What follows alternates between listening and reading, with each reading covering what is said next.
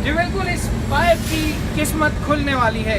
Media पर तनकीद के बाद अब जो खैबर पख्तूनख्वा हुकूमत है और बस रैपिड ट्रांजिट हुकाम जो है उनको होश आ गया है और आज इस पाइप को यहाँ से हटा दिया जाएगा।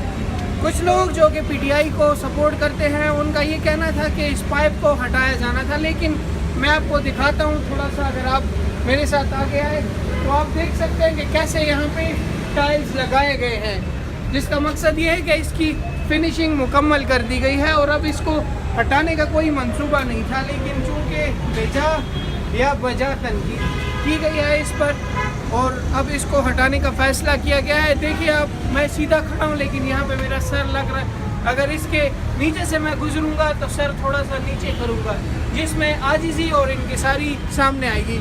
इस वक्त क्या काम जारी है मैं आपको दिखाता हूँ, आगे ले जाता हूँ कि कैसे इस पाइप को हटाने के लिए एक बार फिर जीटी रोड पर बड़े बड़े खड्डे किए गए हैं। जैसे कि नीचे मैंने आपको बताया था कि जो मंसूबा है पाइप को हटाने का वो शुरू कर दिया गया है। इस वक्त पूरे पेशावर की जो गैस की सप्लाई है वो बंद है और अगर मैं आपको दिखा सकूँ तो ये एक बार फिर मेन जीटी रोड को तोड़ा गया है और आप देख सकते हैं कि सिर्फ ये एक खड्डा नहीं है बल्कि इससे कुछ फासले पे इससे बड़ा खड्डा किया गया है। काम है उनसे हमारी बात हुई है, उनका ये कहना है कि ये पहले से उनके मंसूबे का हिस्सा था, लेकिन ऐसा नहीं है, क्योंकि अगर मंसूबे का हिस्सा होता तो दोबारा खुदाई यूँ ना की जाती।